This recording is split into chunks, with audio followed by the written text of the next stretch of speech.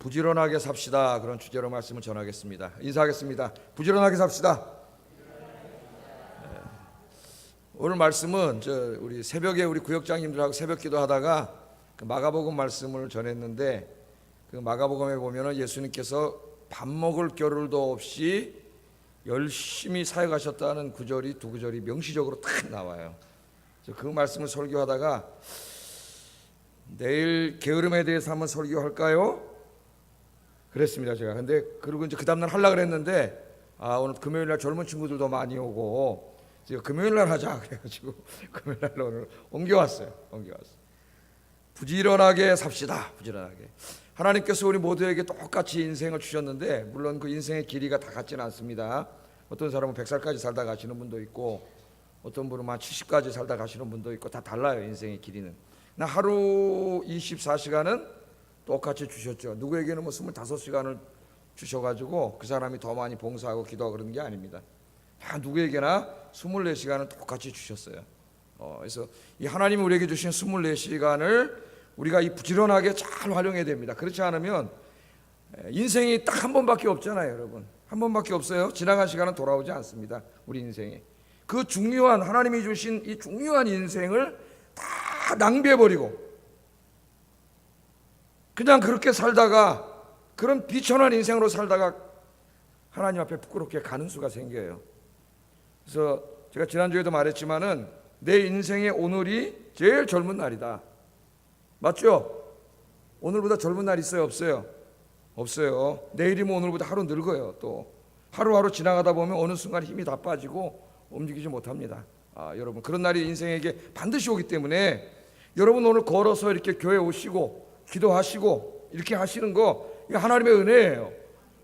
걸어서 오시기 때문에 예배드리고 찬송 부르고 금요기도 와서 기도하고 이렇게 하시잖아요. 하나님 이렇게 힘 주실 때 우리 인생 낭비하지 말고 좀 더 부지런하게, 우리 그리스도인들은 부지런하게 살아야 돼요. 왜냐하면 하나님이 부지런하신 분이에요. 하나님은 지금도 일하고 계세요. 우리의 구원을 위해서 일하고 계시고 우리를 지키시고 보호하시고 인도하시고 그러시라고 하나님 일하고 계세요. 그래서 예수님도 아버지께서 일하시니 나도 일한다. 하나님이 일하시는데, 하나님이 부지런하게 일하고 계시는데, 예수님도 부지런하게 식사할 겨를도 없이 사셨는데, 예수님 따른다고 하는 우리 기독교인들이 게으르고 나태하게 살아서는 안 되겠습니다. 그래서 오늘 이 말씀을 우리가 통해서 개미에게 가서 하나님이 배우라 그랬어요. 개미한테 가서. 오늘 좀 개미한테 가서 뭘 배워야 되는지 한번 좀 말씀을 보겠습니다. 7절에 보면은 이런 말씀이 있어요. 개미는 두령도 없고 감독자도 없고 주권자도 없지만 굉장히 열심히 한다는 겁니다. 여러분, 이 사람에게는 노예 근성이 있어요. 노예 근성. 여러분, 노예가 되지 말고 자유인이 되세요. 자유인은 누구예요?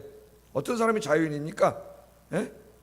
하나님의 말씀을 묵상하고 기도하면서 자신이 생각하기 하나님의 뜻이고 옳다고 생각하는 대로 자기가 결정하고 살아가는 사람이 자유인이에요.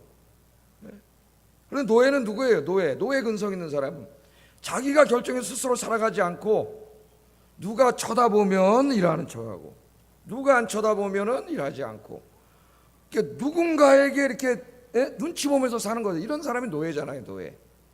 이게 노예 근성이에요. 노예 근성. 하나님을 믿는 사람들은 자유인이에요. 그렇게 살아면 안 돼요. 하나님은 개미를 보내는 거예요. 개미는 두령도 없고 감독자도 없고 주권자도 없지만은 다 열심히 일한다는 겁니다. 자, 누가 보든지 보지 않든지 감독자가 있든지 없든지 간에 자기에게 주어진 일을 요령 피우지 않고 꾀부리지 않고 부지런하게 잘 해야 된다. 열심히 일해야 된다. 하나님 믿는 사람들은 그렇게 해야 된다, 그 말이에요. 그것은 여러분 교회에서 하나님 주신 사명을 감당하는 일이나 또 여러분이 이제 사회에 나가서 직장이나 학교나 어디 가서든지 하는 일에 있어서 다 마찬가지예요. 우리의 최고의 주권자는 누구세요? 하나님이시죠. 하나님이 다 보고 계시잖아요. 까지 뭐 사장님이 보든 우리 뭐 시장님이 보든 우리 누가 보든 그게 뭘 중요해요? 하나님께서 나에게 주어진 일, 나에게 맡겨진 직장에서 일, 그 일을 내가 누가 보든 안 보든 나에게 준 일이니까 내가 최선을 다해야 된다. 개미를 보라는, 그렇지 않은 사람들에게 개미를 보라는 거예요. 하나님 그렇게 말씀하시는 거예요. 그래서 골로새서 3장 22절 23절에서도 하나님이 이렇게 기독교인 우리 하나님 믿는 사람들이 이렇게 말씀하셨어요. 읽어보겠습니다. 시작.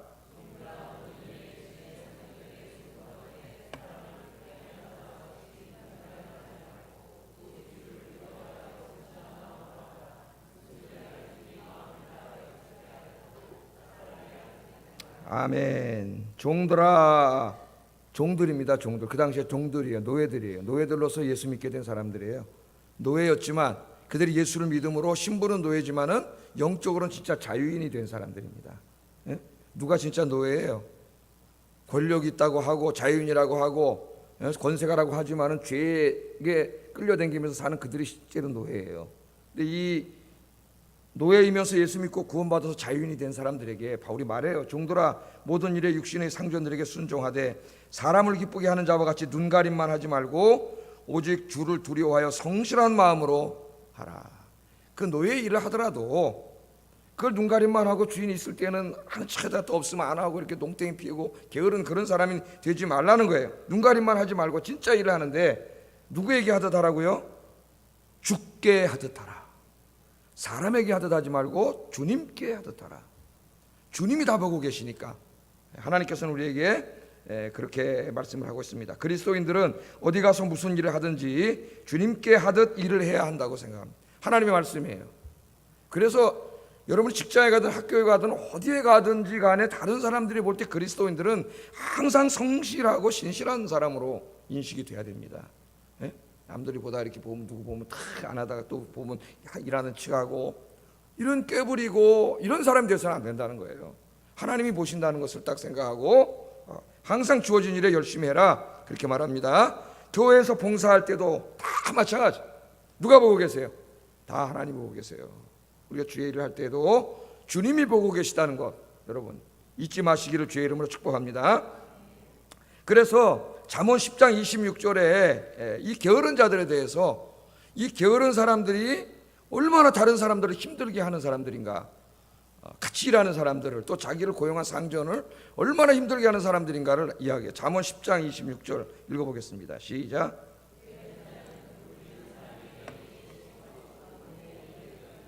아멘. 게으른 자는요, 게으른 사람은 그를 부리는, 그를 이렇게 직원으로 선택해가지고 일을 지키는 사람들이 있잖아요. 월급을 주고 일을 지키는 그 사람에게 게으른 사람은 이의 식초 같다. 식초. 여러분 식초가 들어가면 어떻게 해요? 막 쉬어서 막 견딜 수가 없잖아요. 고통스럽잖아요. 그게 좀 약합니까? 그 다음에 뭐라 그랬어요?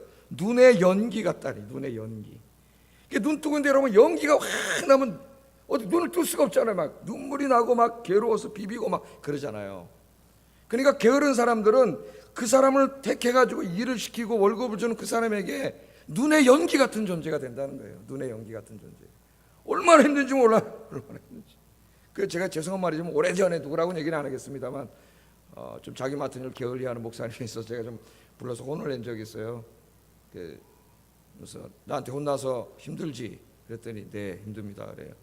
나도 힘들어. 나도 당신 때문에 나도 너무 힘들어. 알고 있습니다. 그런데 그 알고 있는 사람은 그래도 훌륭한 사람이에요. 이 게으른 사람은 자기의 게으름이 함께 일하는 다른 사람은 얼마나 고통을 주는지를 몰라요. 계속 게으르고 나태해가지고 눈의 연기 같은 존재가 되는 거예요. 눈의 연기 같은 존재가. 이게 얼마나 안타까워. 하나님이 오죽하면 이 말씀을 했겠어요. 게으른 자는 그를 부리는 사람에게 이에는 식초 같고 눈에는 연기 같다. 그럼 우리 그리스도인들이 여러분 세상에 나서 직장 생활을 하고 일을 하고 그러는데 그 여러분 위에 있는 사람들 여러분 보는데 막 게을르고 자기 맡은 일도 제대로 안 해가지고 눈에 연기같이 막 그런 존재가 되면 안 된다는. 그럼 하나님 영광 다 가리잖아요. 그 사람을 보고 누가 예수를 믿겠어요? 보든 안 보든 정말 자기가 맡은 일을 열심히 더 잘하기 위해서 노력하는 사람이 돼야지.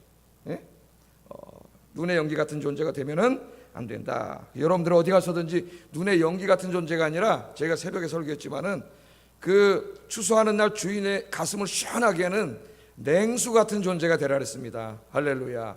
냉수 같은 존재가 되라 그랬어요. 눈의 연기 같은 자가 되지 말고 여러분 세상에 나가서 어디 가서 무슨 일을 하든지 자기와 함께 일하는 그 사람들을 시원하게 해주는 주인을 이런 냉수 같은 사람들이 되시기를 주의 이름으로 축복합니다. 그 다음에 또 하나 여기 생각해 보면 개미는 누가 일일이 지시하지 않아도 자기가 맡은 일의 성격과 흐름을 잘 알아서 스스로 일을 잘한다는 거예요. 두령도 없고 주인도 없고 주권자도 없는데도 개미가 열심히 일하잖아요. 그죠? 그러니까 개미는 누가 일일이 지시지 않아도 자기가 이렇게 일이 맡겨지면은 그 일을 다 잘하기 위해서 노력하고 연구하고 준비하고 벤치마킹도 하고 다른 사람은 어떻게 하는지 다른 데는 어떻게 하는지 다 찾아서 그렇게 일을 열심히 하는 거예요. 그래서 자기가 맡은 일에 큰 열매를 맺는 거예요. 그냥 시키면 억지로 시킨 일이나 하고 또 하나 하면 그냥 아무것도 안 하고 나중에 보면 아무것도 안 돼 있고 다 무너져 있고 망가져 있고 이런 사람은 게으른 사람이에요. 사악한 자예요. 사악한 자. 하나님 앞에 하나님이 그렇게 해. 개미는 그렇지 않다는 거예요. 두령도 없고 주인도 없지만 자기가 알아서 자기 할 일을 다 해. 그래서 그런 사람들이 모여있는 공동체 그런 조직은 다 융성하고 열매를 맺게 돼요. 열매를. 오늘 오신 여러분 내일 좀 나가셔가지고 개미 있는 곳에 좀 가셔가지고 개미를 1시간만 관찰해 보세요. 1시간만. 개미에게서 많은 것을 배울 수 있습니다. 그래서 게으른 자가 되지 말고 부지런하신 여러분 되기를 주의 이름으로 축복합니다. 성경은 게으름을 굉장히 큰 죄악으로 책망하고 있어요. 큰 죄악입니다. 게으름. 그래서 이 중세에도 7대 죄악을 이야기할 때에 그 7대 큰 죄악이죠. 제일 큰 죄악 중에 게으름이 들어가요. 게으름. 우리는 게으름을 죄라고 생각하지 않는데요. 그 게으름은 하나님이 나에게 주신 인생의 중요한 기회들을 다 날려버리고 자기에게 맡겨진 일을 엉망진창으로 만들어버리는 자기 중요한 인생도 다 엉망진창으로 만들어버리는 그런 아주 사악한 죄예요. 사악한 죄. 그래서 오늘 이 말씀을 듣고 여러분 내일 아침부터 말씀을 들으면 바로 실천해야 돼요. 부지런하신 여러분 되기를 주의 이름으로 축복합니다. 자, 두 번째 보니까 8절에 보니까 8절 한번 읽어볼까요? 시작.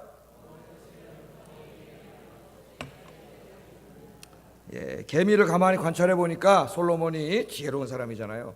개미를 관찰해 보니까 먹을 것을 여름 동안에 다 예비해서 추수 때에 양식을 모은다는 거예요. 그러니까 여러분 저기 추수하는 사람은 추수하는 거 우리 인간이죠. 사람들이 이렇게 추수할 때 그때 떨어지는 것도 있고 막 부시래기도 있고 그러니까 그 딱 한철이잖아요. 한철. 양식을 평생 겨울에 먹을 양식을 먹을 수 있는 게 딱 그 기간이에요. 그 기간. 그 기간에 게으르면은 먹을 수가 없어요. 다 떨어져 나가가지고. 그러니까 그 기간에 열심히 한다는 거예요. 여름 동안에 예비한다. 추수 때에 양식을 모은다. 이 같은 말입니다. 이 시편이나 잠언 이 격언서에는 같은 말을 두 번 반복해서 강조하는 표현이 굉장히 많이 나와요. 다른 게 아니에요. 같은 말이에요. 여기서 배워야 할 지혜가 뭡니까 여러분? 일할 수 있을 때 열심히 일해야 된다는 거예요. 기간이 정해져 기간이 있어요. 그 추수 때 하지 않으면 나중에 아무리 돌아다녀도 없어요. 먹을 게. 그러니까 그 기간에 열심히 해야 돼요. 그래서 우리 인생에는 이 전도서의 3장에도 보면 다 때가 있어요. 때가. 그 때에 대해서 쫙 이야기하지 않습니까? 우리 인생엔 다 때가 있어요. 우리 인생에는 공부할 수 있는 때가 있고 공부할 수 없는 때가 있습니다. 제가 나이가 뭐 이렇게 많지 않지만 그래도 이렇게 들어가면서 공부하는 능력이 자꾸 떨어져요. 그 영어 이렇게 원서 뭐 주석이 다 영어로 돼 있으니까 쭉 읽다가도 그 쭉 읽는 능력이 떨어지고 이만큼 읽다 보면 내가 뭐 읽었지? 이렇게 될 때도 있어요. 어쩔 수가 없어요. 그런 인지 능력이 자꾸 떨어져요. 나이가 먹을수록. 그래서 공부할 수 있는 때가 있어요. 일할 수 있는 때가 있고 일할 수 없는 때가 있어요. 그러니까 학생은 공부할 수 있는 때 하나님 주신 거예요. 여러분에게. 지금 이 시간을 낭비하면 안 돼요. 여러분 이 시간이 지나가면은 시기가 지나가는 거야. 그래서 여러분이 지금 이 젊을 때 열심히 그게 무슨 공부가 됐든지 열심히 해야 돼요. 영어를 잘하려고 자기가 마음을 먹으면은 영어를 잘하려고 마음만 먹은다고 잘해지지 않아요. 사실은 중학교 때부터 열심히 해야 돼요. 저도 늦게 해가지고 유학 가려고 늦게 30 넘어서 처음으로 이제 듣기 하고 그러니까 듣기가 잘 들릴 리가 없잖아요. 잘. 30살 넘어서 다른 나라 언어를 하지 말라. 잘 안 되니까 불가능하니까 하지 말라고 칸트가 이렇게 얘기했어요. 한계가 있다고 되지가 않는다고. 30살 넘어서 이게 들으려고 어려서부터 들어야 되는데 뭐 환경도 안 되고 그래서 이제 듣지도 못했죠. 그 당시에는 뭐 녹음기 하나가 있어야 듣는데 그 조그만 녹음기를 가지려면 그 당시에 한 10만 원, 18만 이렇게 했는데 살 수가 없어요. 돈이 있지 않으면. 근데 녹음기가 없어서 사실 못 들었어요. 녹음기가 없어서 들어. 요새는 뭐 컴퓨터 들으면 뭐 뉴스, 뭐 CNN, MBC 뭐 다 공짜예요, 다 공짜. 게을러서 안 하는 거예요. 게을러서. 그 당시에는 그 듣기 하나, 뉴스 하나 들으려면은 제가 공부할 때는 학원에 가서 뉴스 하나 듣는데 한 달 동안 돈 내고 이만큼씩 들어. 지금은 뭐 핸드폰으로 다 들을 수가 있어요. 핸드폰으로. 요새 공부 안 하는 건 정말 게을러 떠진 거예요, 애들이. 공부할 수 있는 시간이 많아요. 때가 그거밖에 없어, 여러분. 이 시기가 지나가면 없어요. 하나님이 주신 거예요, 이 기간 젊은이들에게 노력하라고. 그 기간을 다 그냥 지내버리면 그 인생이 나중에 어떻게 되겠습니까? 그러니까 여기 이 말씀은 추수할 때 그때 개미들이 열심히 일해서 이 겨울에 얻을 것을 다 이렇게 얻는 것처럼 우리 인생에 다 때가 있다는 거예요. 여러분 신앙생활에도 마찬가지예요. 우리 인생에도 하나님을 위해서 일해야 될 때가 있습니다. 때가 늙기 전에, 힘이 빠지기 전에 열심히 일해야 돼요. 열심히 예배드리고 기도하고 봉사하고 전도하고 잠깐은 우리 몸이 무너져서 하고 싶어도 못해요. 저희 어머님 나중에 아프셔갖고 돌아가시기 전에 누워 계실 때 저한테 그러시더군요. 제일 부러운 게 뭐냐면 지금 교회에서 열심히 봉사하는 젊은 사람들이 제일 부럽대요. 우리 어머니도 그렇게 하셨거든요. 근데 나중에 연세가 드셔서 누워 계시니까 그렇게 할 수 없어요. 그러니까 하나님께서 우리 인생에 이 중요한 때가 있습니다. 지금 아주 중요한 때예요, 여러분. 이 시간 다 낭비해버리지 말고 주의 일도 열심히 하시고 눈이 좀 잘 보일 때 성경도 열심히 보시고 기도도 열심히 하시고 신앙생활 열심히 하시는 여러분 되시기를 주의 이름으로 축복합니다. 하나님께서 많은 인생의 기회를 주셨음에도 불구하고 그 기회를 게으름으로 다 날려버린 사람의 한심한 인생에 대해서 잠언은 많이 이야기해요. 하나씩 찾아볼까요? 잠언 24장 20장 4절에 보면 이 게으른 사람은 결국 경제적으로 빈곤하게 된다는 거예요. 같이 한번 읽어보겠습니다. 시작.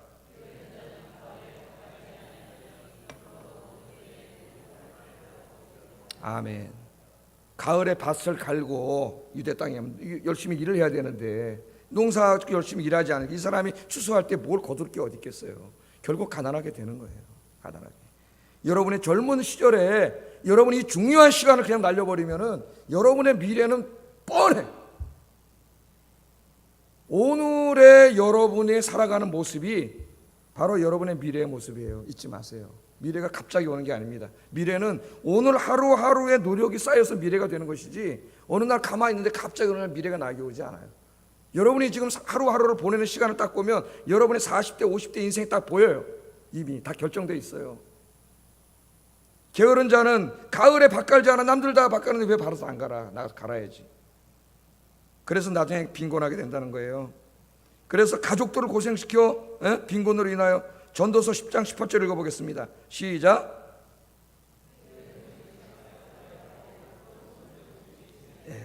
이 게으른 사람이 이렇게 누워있으면 석가래가 좀 집에 석가래가 좀 이렇게 보니까 좀 이렇게 무너질 것 같고 집이 좀 이렇게 좀 새는 것 같고 그러면 빨리 어떻게 됩니까? 빨리 가서 고쳐야지. 여러분 인생을 빨리 고치세요. 오늘 제일 젊은 날 오늘 고치지 않으면 여러분 고치지 않아요. 나이가 1살 2살 먹을수록 점점 고쳐지지 않아요. 석가래가 내려앉으면 빨리 고쳐야지. 그래서 집이 안 무너지지. 나중에 비가 새고 다 무너진 다음에 온 가족을 게으른 사람은 고생시킨다는 거예요. 그 다음에 이 게으른 자들은 늘 리더의 자리에 서지 못하고 남에게 부림받는 자리에 선다는 겁니다. 잠언 12장 24절 읽어보겠습니다. 시작.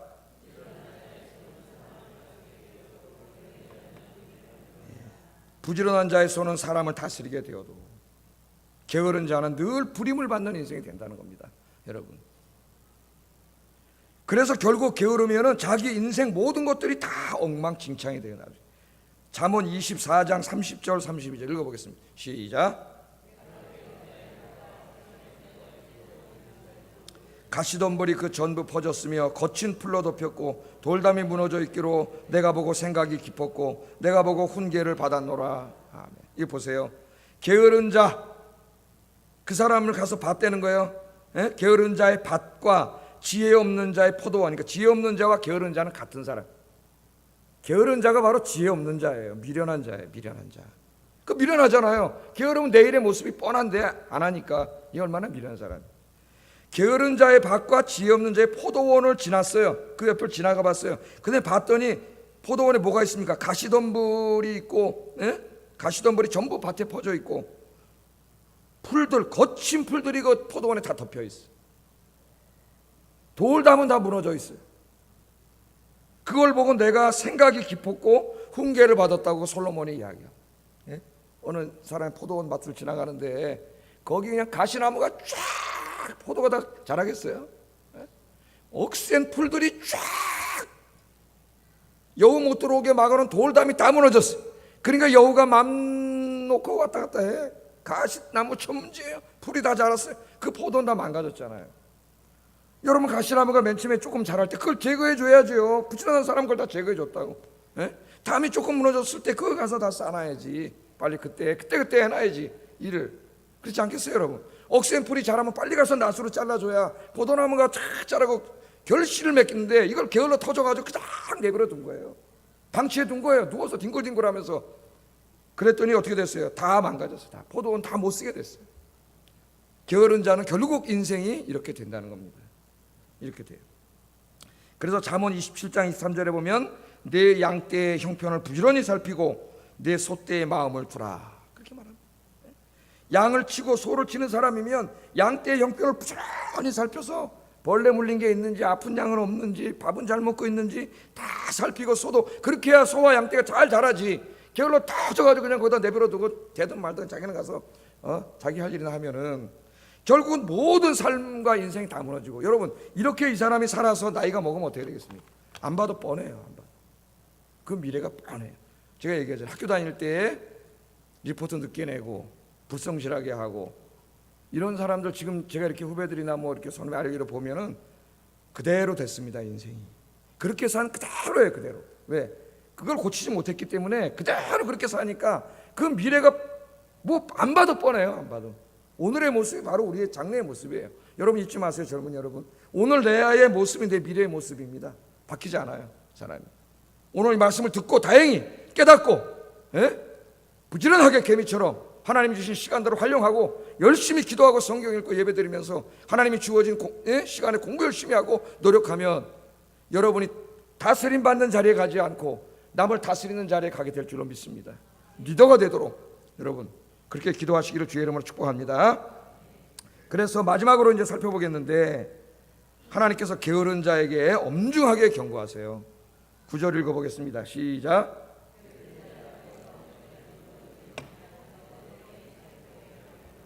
아멘. 게으른 자요, 하나님이 게으른 자요, 네가 어느 때까지 누워 있겠느냐? 네가 어느 때에 잠이 깨겠느냐? 게으른 사람 특징이 뭡니까? 자리에서 뒹굴 일어나기 싫어가지고, 그렇잖아요. 자리에서 항상 뒹굴. 하나님, 너 도대체 언제 일어날래? 하나님, 너 도대체 언제 잠이 깨고 언제 일어날래? 하나님이 그러네. 언제 일어날래? 하나님 그렇게 말씀을 하세요. 책망을 하시는 거예요. 늦게까지 잠자니까 학교에 지각하고 직장에 지각합니다. 불성실합니다. 해야 할 일들을 제때에 되어있지 않습니다. 집안에 설거지가 그냥 안 한 게 쌓여 있고 청소 안 한 것들이 널려 있습니다. 자, 하나님께서는 이런 게으른 사람에게 나타나는 삶의 특징을 여러 가지로 말을 해요. 게으름에 대해서 몇 가지만 한번 생각해보고 오늘 기도하기를 원합니다. 자, 게으른 사람은 어떤 특성을 갖고 있느냐? 자리에 눕기를 좋아하고 침상에서 늦게까지 일어나지 않는다. 잠언 26장 14절 읽어봅니다. 시작.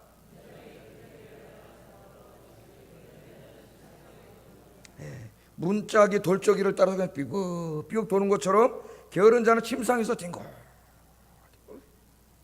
얘 뭐 세상이 어떻게 되겠냐, 나 누가 먹여 살려주겠지 이러면서 뒹굴뒹굴 거린다는 거예요. 그래서 여러분 나중에 다 저 서울역에 거린도 되고 다 저렇게 되는 거예요. 여러분, 그 사람도 어렸을 때 그렇게 될 줄 알았겠어요? 여러분들 아침에 이제 내일부터 발딱 일어나시고 가능하면 새벽에 발딱 일어나서 새벽 기도 나오시는 여러분 되기를 주의 이름으로 축복합니다.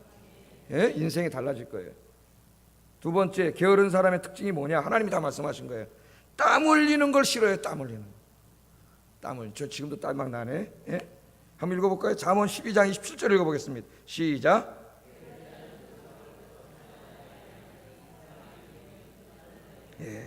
게으른 자는 나가서 뭐 사냥을 해야 고기를 잡을 거 아닙니까? 나가서 사냥하려고 하면 뛰어댕겨야 돼요. 산으로 올라댕겨야 돼. 땀이나. 에이, 귀찮아, 그냥 안 해버려. 이 귀차니즘에 걸리면 큰일 나요. 귀차니즘, 이 마귀의 병입니다. 여러분, 귀차니즘을 깨버려야 돼요. 귀차니즘을. 자기가 잡을 거 먹을 것도 사냥하지 않으니까 열심히 사냥하는 사람이 당연히 부자가 되는 거 아니에요? 열심히 일하는 사람이 가져가는 거예요, 다. 그 다음에 잠언 20장 4절 읽어보겠습니다. 시작.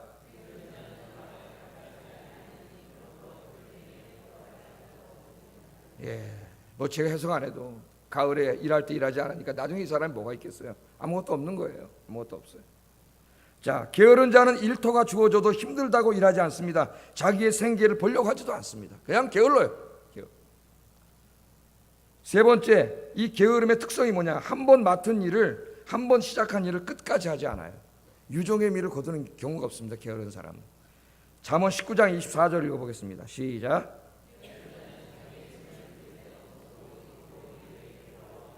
자, 이거 하나님께서 얼마나 재밌는 말씀을 하셨어요. 자, 이 보세요. 게으른 자는 자기의 손을 그릇에 넣었어요. 그릇에 먹으려고. 그런데 어떻게 해요? 요걸 떠같이 입으로 와야지. 손만 넣으면 어떻게 먹어? 넣는데 귀찮아. 그거 떠올리. 그런 사람은 없겠죠. 근데 하나님께서 재밌게 우리에게 비유로 말씀해 주신 거예요. 결국 손은 넣는데 난 잘 안 되지. 오른손 요걸 내야 되겠다. 요걸 내가지고 요거를 안 한다는 거예요. 이거 무슨 뜻이겠어요? 게으른 사람은 일에 유종의 미를 거두지 못한다는 거예요. 처음에는 음식을 먹으려고 손을 넣었지만은 요 게을러서 요걸 떠오지 않는다는 거예요. 항상 처음에는 열심히 참여합니다. 그러나 끝까지 하지 않아요. 끝까지. 힘들어지기 시작하면 슬그머니 발을 뺍니다. 교회에도 그런 사람들이 있어요. 열심히 뭐 하자 그래 놓고 열심히 힘드는 일이 되면 쓱 어느 순간 빠져서 지나오지도 않아요. 기도도 맨 처음에 시작을 해요. 그러나 끝까지 기도하지 않아요. 끝까지 기도하지 않아요. 전도도 맨 처음에 시작을 하는데 끝까지 하지 않아요. 처음에는 항상 참여하는데 모든 게 용도사미가 되는 거예요. 모든 게 음식까지 손까지는 넣는데 손까지는 넣는데 요거를 끌어당기지 않아요. 요걸 끌어당기지 않아요. 여러분들은 하나님이 주신 일 끝까지 감당하세요. 예를 들면 성가대 그 1년 동안 하라고 맡긴 거 아닙니까? 그럼 1년 동안 그는 최소한 1년 동안까지 해야지. 그걸 넣었다 뺐다 섰다 안 섰다. 이 하나님의 일인데 나는 진짜로요 도저히 이해하지 못합니다. 신앙이 있는지 없는지. 한번 하나님 맡겨준 일은 열심히 하세요. 열심히. 교사 다 있잖아요. 교역장 다 열심히 하세요. 그 다음에 네 번째, 게으른 사람은 요 핑계 저 핑계 대면서 일하지 않아요. 요 핑계. 하나님께서 정말 재밌는 얘기를 하셨어요. 이런 사람들에 대해서. 잠언 26장 13절 읽어보겠습니다. 시작.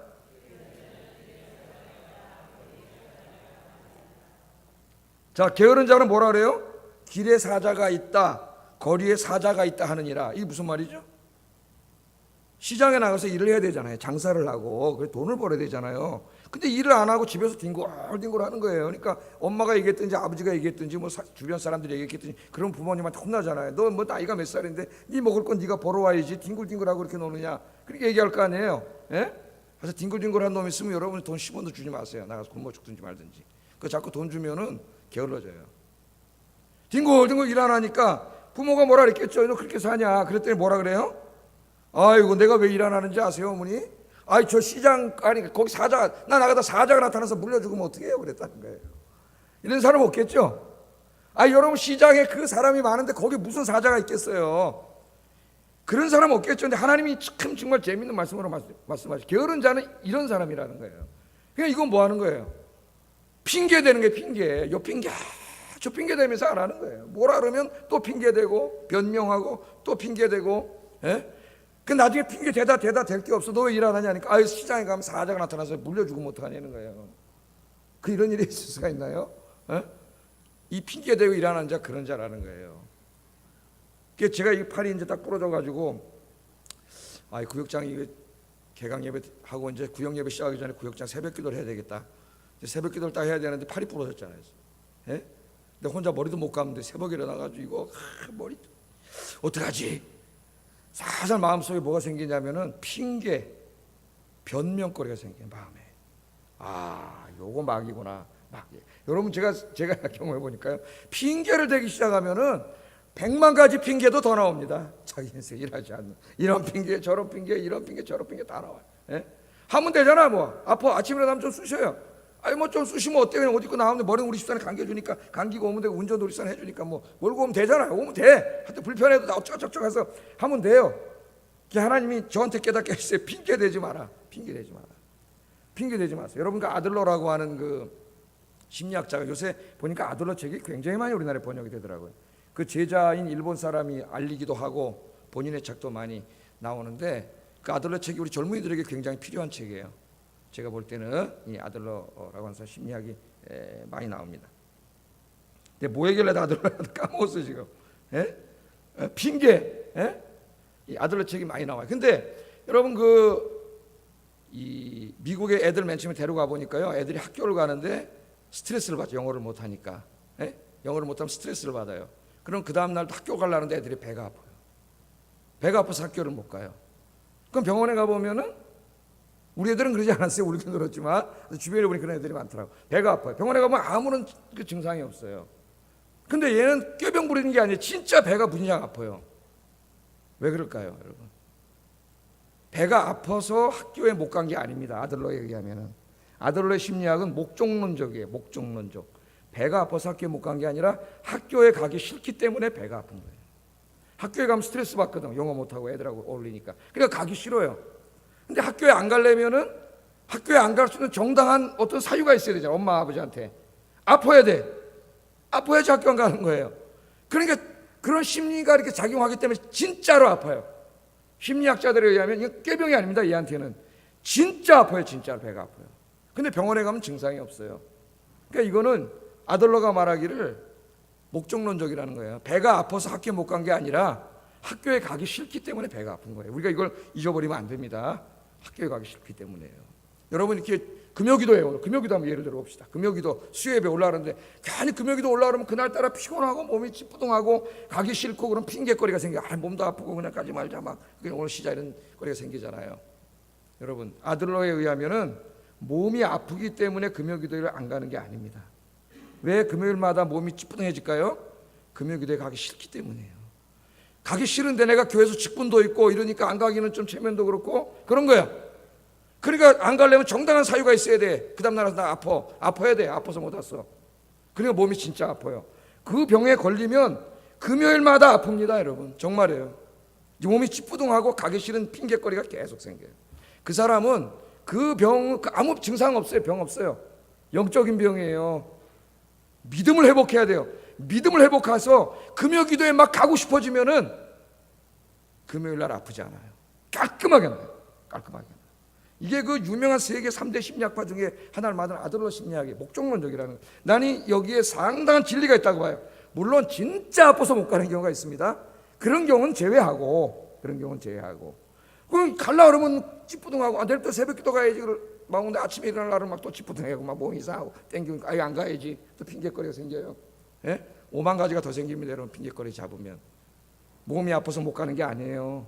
내가 거기에 가기가 싫기 때문에, 믿음이 떨어졌기 때문에 여러분 가기 싫은데, 가기 싫은 걸 정당화하려면 몸이 아파야 돼요. 그럼 그 사람 계속 아파요. 몸이 믿음을 회복하기 전까지는. 그래서 여러분 이 게으른 자는 길에 사자가, 아니 시장에 무슨 사자가 있어. 핑계를 대다 일하지 않는 핑계를 대다 시장에 사자가 있어서 못 간다는 거예요. 핑계 대지 말고 여러분 인생도 열심히 사시고 신앙생활도 열심히 하시고 주님 맡겨진 일도 핑계 대지 말고 열심히 하시는 여러분 되기를 주의 이름으로 축복합니다. 아멘. 이거밖에 안 나오네. 제가 설교 준비하는데 여기 막 깨진 손으로 하려니 이렇게 실수가 있는데 이건 못 움직여요. 여기가 부러져가지고. 이게 하다 보니까 여기가 땡겨. 하도 팔이 아파서 집에 가서 이렇게 좀 쉬다 왔어요. 제가 조금 아까. 이렇게 작성한 설교니까 여러분 다른 날보다 더 은혜 받으시기 바랍니다. 이렇게 제가 선하고 진리의 설교. 5분 이제 마지막. 게으른 자는 자꾸 오늘 할 일을 내일로 미뤄. 내일로. 게으른 거예요. 자꾸 미루는 거. 잠언 15장 19절 읽어보겠습니다. 시작.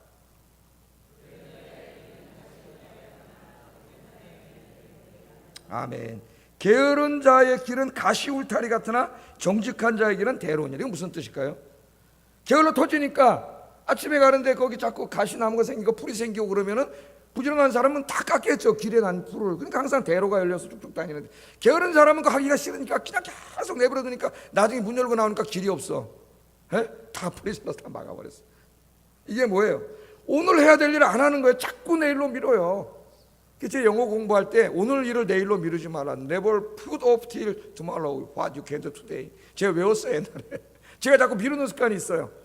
그래야지 안 밀라고 이 영어 격언을 외웠어요.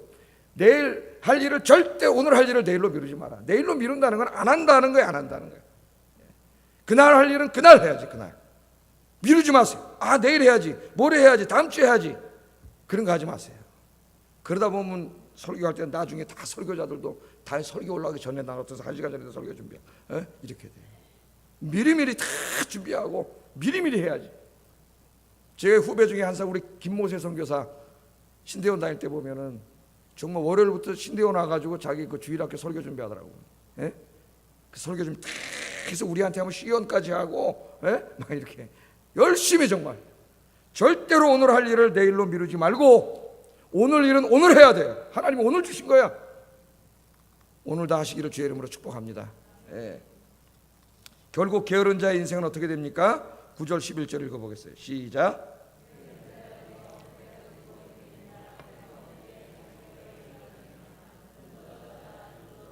손을 모으고 좀 더 누워있자 하면 내 빈궁이 강도같이 모여 내 곤핍이 군사같이 이르리라. 아멘. 뭐라고요? 게으른 자여, 네가 어느 때까지 눕겠느냐? 어느 때에 잠이 깨어 일어나겠느냐? 좀 더 자자, 좀 더 졸자, 손을 모으고 좀 더 누워있자 하면 내 빈궁이 강도같이 온다 그랬어요. 강도가 언제 오는지 모르잖아요. 네 가난이 네 인생에 강도같이 온다는 거예요. 그래서 형편없는 인생을 살다가 하나님이 그렇게 많은 기회를 주셨음에도 불구하고 그 아까운 시간을 다 젊었을 때 낭비하고 다 없애버리고, 하나님이 그렇게 건강을 주셨음에도 불구하고 그 주의 일하고 신앙생활 열심히 해야 되는데 다 세상 일 즐기다 다 날려버리고, 이런 인생이 된다는 겁니다. 결론, 게으르지 말고. 게으른 건 큰 죄입니다. 하나님이 나에게 주신 내 인생과 시간과 기회를 다 날려버리는 아주 큰 죄고, 중세에는 7대 죄악 중에 들어가요, 게으름이. 오늘 게으른 게 뭔가를 오늘 다 살펴봤어요.